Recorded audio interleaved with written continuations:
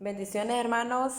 Se recuerdan que les había mencionado que iba a subir dos videos, videos abordando lo que es algunos de los temas que tenemos pendientes de lo que es el módulo de reflexión a la familia. Entonces voy a compartir estos dos videos. El número uno tiene que ver sobre el tema la familia, la vida en familia, roles y responsabilidades. La vida en familia, roles y responsabilidades. Y específicamente el tema aborda la relación en el matrimonio. No tiene mucho énfasis en abordar la relación que debe haber entre padre hacia el hijo o viceversa, sino más que todo la relación dentro del matrimonio. Y ya hemos venido viendo que a lo largo de la Biblia encontramos varias sugerencias de cómo debe ser la familia y que el matrimonio y la familia son una institución social y humana que no fue generada por la sociedad, sino que fue generada y tiene su origen desde el momento que Dios decide crear al hombre y a la mujer. A través de la familia nosotros encontramos cuál era la voluntad que Dios tenía con la creación.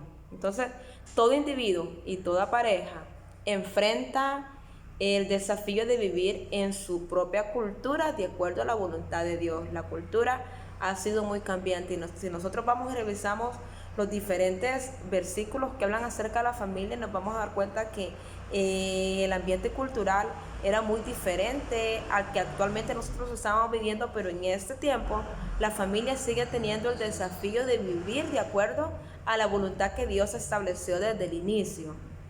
Entonces estamos hablando acerca de la vida en familia, roles y responsabilidades. En pleno siglo XXI, las normas han cambiado, los valores han cambiado y nuestras familias tienen el desafío de ser familias cristianas. Por lo tanto, volviendo a lo que hemos venido comentando en las clases pasadas, qué importante es que la iglesia ministre no a individuos, sino que ministre a familias enteras, entendiendo que cada uno de esos individuos forman parte de una familia, lo cual es constituido como la base de la sociedad misma. En este módulo o en este tema enfocaremos la enseñanza apostólica. En las clases anteriores vimos algunas enseñanzas del Antiguo Testamento y luego del Nuevo Testamento de cómo Jesucristo viene a defender a la familia, a defender a aquellos que formaban parte de la familia como las mujeres y los niños, pero hoy a través de la enseñanza del apóstol Pablo y las implicaciones de reconocimiento de Jesucristo como Señor para las relaciones dentro de la familia, la unidad básica de la sociedad humana. Nuestro enfoque tiene que ver específicamente con la familia y sus relaciones internas, cuáles deben ser los roles y las funciones, la relación entre esposos y la relación entre padres e hijos. Entonces, para ello, el autor cita algunos versículos del de Corintios capítulo 7 y yo voy a hacer lectura de algunos de ellos. Tal vez ustedes más adelante pueden tomarse el tiempo para revisar todo este capítulo, pues es un capítulo que habla no únicamente al esposo y a la esposa, al cónyuge y cónyuga, sino más bien habla también acerca de la posición que el apóstol muestra ante los solteros. Sin embargo, en algunas ocasiones acá en los versículos él expresa y dice de que no es palabra del Señor, sino que es la interpretación y la respuesta que él está dando a las diferentes dudas que habían surgido dentro de la iglesia. Entonces, en el capítulo 7 de primera epístola a Corintios, versículo del 1 al 7, expresa lo siguiente: en cuanto a las cosas de que me escribiste, bueno le sería al hombre no tocar mujer. Esa es la primera indicación que da el apóstol Pablo, que él le sugiere al hombre que no toque mujer.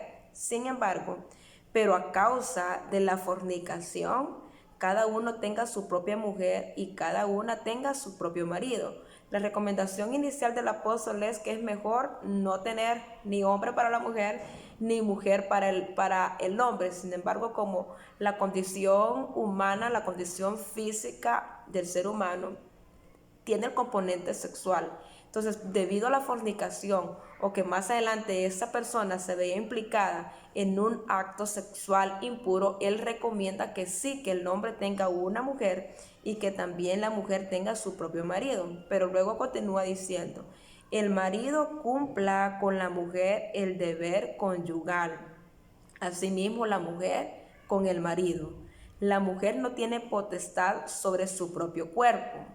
Escuchemos eso. Él está claramente diciendo que la mujer, desde el momento que decide tener su esposo, ella no tiene potestad sobre su propio cuerpo, sino el marido. Y ese es un texto que ha sido bastante utilizado de manera equivocada o nada más a manera de conveniencia, pero yo quiero que leamos la siguiente parte. Dice, tampoco tiene el marido potestad sobre su propio cuerpo, sino la mujer. O sea, están hablando de que el momento que surge esa unidad física, esa unidad espiritual, esa unidad social entre dos personas, ni uno ya no es dueño de su propio cuerpo, ni el otro dueño de su propio cuerpo, sino que ellos están unidos y ya se pertenece el uno al otro. No os neguéis el uno al otro, a no ser por algún tiempo de mutuo consentimiento, para ocuparos sosegadamente en la oración. O sea, está diciendo, si se van a abstener o si uno se va a negar al otro, la única manera de cómo él recomienda que ocurra esto es que sea un acuerdo entre ambos. ¿Para qué? Para dedicarse a la oración específicamente como lo menciona acá. Y volver a juntaros en uno, para que no os tiente Satanás a causa de vuestra incontinencia. Está hablando él de que si pueden llegar a tomar ese acuerdo, cuando es de los dos, no nada más porque uno se está negando al otro, sino porque los dos acordaron abstenerse por algún tiempo, pero dice, pero no duren mucho tiempo en volver a estar juntos por tentación del enemigo. Entonces, obviamente, estos versículos descansan en el pensamiento de que hay una adecuada comunicación dentro de la pareja, dentro del matrimonio. Sin embargo, yo me atrevería a decir que en la práctica o la vida real, a veces en todo matrimonio o en toda familia hay ciertos y graves problemas de comunicación, porque si la comunicación fuera fluida y entendible, yo pienso que se puede llegar a ese acuerdo. Mas esto digo por vía de concesión, no por mandamiento. O sea, le está diciendo, en el caso de ser posible, este no es un mandamiento. Entonces, muchas veces, de un versículo, algunas iglesias hacen doctrina. Pero el apóstol Pablo aquí claramente está diciendo que eso no es un mandamiento, sino que es nada más un aporte que él está dando a aquellos matrimonios que están teniendo este problema. Quisiera más bien que todos los hombres fuesen como yo, pero cada uno tiene su propio don de Dios, uno a la verdad de un modo y otro de otro, dando a entender que él tiene la capacidad de contenerse, la capacidad de poder estar solo. Y el deseo de él es que todos tuvieran ese mismo don. Sin embargo, él aclara, no, eso no es posible, sino que cada quien tiene su propio don. Y luego continúa en el versículo 10 en adelante, el versículo 10. Pero a los que están unidos en matrimonio, mando no yo, sino el Señor, que la mujer no se separe del marido. Y si se separa, quédese sin casar o reconcíliese con su marido, y que el marido no abandone a su mujer. De nuevo, él está manifestando una postura bastante cerrada, una postura respecto a la que hemos venido nosotros revisando, que en el matrimonio ya no hay vuelta atrás, sino que al contrario, ya que están unidos, dice él mismo que manda al Señor que la mujer no se separe del marido, ni el marido se separe de la mujer, independientemente de los problemas y de las dificultades que vayan a enfrentarse durante el camino. ¿Por qué? Porque el matrimonio no puede ser abandonado así por así. Pero también en el versículo 12 dice, y a los demás yo digo, no al Señor, si algún hermano tiene mujer que no sea creyente y ella consiente en vivir con él, no la abandone. Esto está hablando más que todo a aquellos que de pronto ya estaban casados y se hacen cristianos y empiezan su caminar cristiano, y puede pasar tanto en el caso de la mujer o en el caso del hombre, y que por ser no cristiano o no cristiana, él específicamente está hablando que no la abandone, siempre y cuando esta persona quiera seguir al lado de él, independientemente que no comparta la fe. Pero como cuando él conoció al Señor, él ya era casado con esa persona, no tiene por qué abandonarla. Y si una mujer tiene marido que no sea creyente y él consiente en vivir con ella, no la abandone. Porque el marido incrédulo es santificado en la mujer y la mujer incrédula en el marido. Este texto es un texto que yo personalmente lo he citado mucho, porque a veces hay hermanas dentro de la iglesia de que están batallando con un esposo que no es cristiano, pero la palabra dice que esa misma santidad de la mujer ha de alcanzar al hombre, y viceversa también. Si el hombre es el cristiano, pero su mujer no, la santidad de él ha de alcanzar también a su mujer. Pues de otra manera vuestros hijos serían inmundos, mientras que ahora son santos, por uno en la familia, que tenga fe en el Señor. Pero si el incrédulo se separa, sepárese, pues no está el hermano o la hermana sujeto a servidumbre en semejante caso, sino que a paz nos llamó Dios. Es decir, si este que es inconverso, si esta persona que no ha conocido al Señor insiste en separarse, pues ni modo, hay una insistencia por parte de esa persona. Pero que la otra persona diga, no, es que porque yo soy cristiana, yo debo estar con él, y a pesar que esta persona no quiera estar con ella. Entonces dice, no debemos como iglesia condicionar y decirle, no, hermana, usted ruéguelo para que se quede, si el hombre quiere irse y es inconverso. El apóstol Pablo dice que no, que se separe, pues no está el hermano o la hermana sujeto a servidumbre en semejante caso, sino que a paz nos ha llamado Dios. ¿Por qué? ¿Qué sabes tú, oh mujer? Y quizás harás salvo a tu marido. ¿O qué sabes tú, oh marido, si quizá harás salvo a tu mujer? Pero cada uno como el Señor lo repartió y como Dios llamó a cada uno, así haga.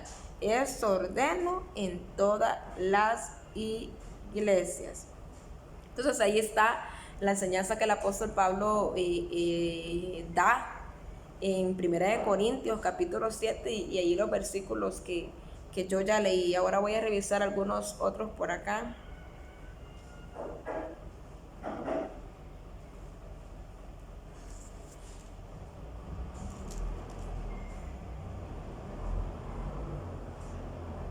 Y luego también da otra enseñanza en el versículo 39 del mismo capítulo. La mujer casada está ligada por la ley mientras su marido vive, pero si su marido muriere, libre es para casarse con quien quiera, como tal sea en el Señor. Pero a mi juicio, más dichosa será si se quedase así. Y pienso que también yo tengo el Espíritu de Dios. De nuevo, él da su comentario acerca de, en el caso de que hasta que el marido está muerto, muere, o la esposa de X persona muere, hasta ahí es libre. Y él da de nuevo la apertura, pero si quiere volver a casarse puede hacerlo, pero da de nuevo su postura personal, y él dice, aunque yo recomiendo que es mejor que se quede solo y que ya no conozca a otra persona, sino que decida mejor quedarse así. Ese es el pensamiento del apóstol Pablo. Ahora hay algunas preguntas que vamos a responder al respecto, y esta pregunta tiene que ver con cuáles son las enseñanzas esenciales que surgen del texto. En primer lugar, él habla acerca de esa unidad que existe, y que el uno le pertenece al otro, que ya no debe existir esa separación entre ambos, sino que saber que desde el momento que se casaron, el uno se pertenece al otro. También que el matrimonio no puede ser disuelto, no, que es eterno, que el matrimonio el ideal que debe existir dentro del matrimonio, y que es aplicable en toda cultura, es que el matrimonio es para toda la vida.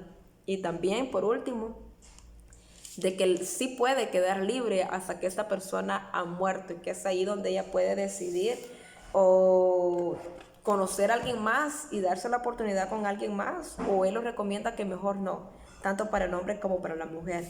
También en este apartado de la vida en familia, roles y responsabilidades, nos lleva a revisar el punto número 4 de los principios prácticos del gobierno y disciplina de la Iglesia de Dios. Y nosotros sabemos que el punto número 4 de las responsabilidades, de los principios prácticos, perdón, tiene que ver con las responsabilidades dentro de la familia, de cómo la Iglesia de Dios respalda a la familia. Y este cuarto punto o principio práctico está dividido en tres. El primero tiene que ver con la prioridad de la familia, el segundo con la santidad del matrimonio y el tercero con el orden divino en el hogar. ¿Cómo cree la Iglesia de Dios al respecto a la familia? Y la Iglesia de Dios cree que la familia es la unidad básica de las relaciones humanas y como tal es indispensable tanto para la sociedad como para la Iglesia. Y que la familia es el plan divino de nuestro Creador. Entonces, que el origen divino de la familia y su carácter institucional exigen que se le ministre con prioridad. De nuevo está mandando a que la Iglesia ministre a la familia tanto desde el punto de vista personal como colectivo.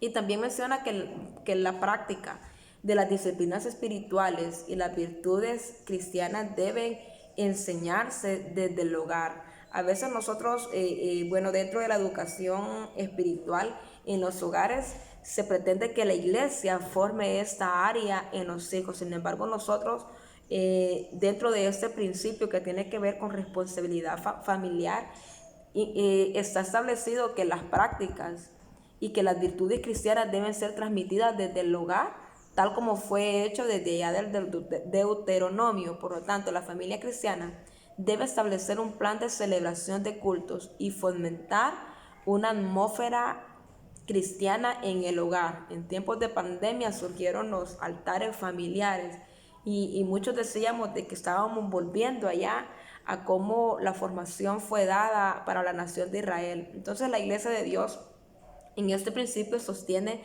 que la familia es prioridad dentro de la iglesia, pero que también debe existir la santidad dentro del matrimonio. El matrimonio es ordenado por Dios, donde un hombre y una mujer se unen espiritualmente como una sola carne.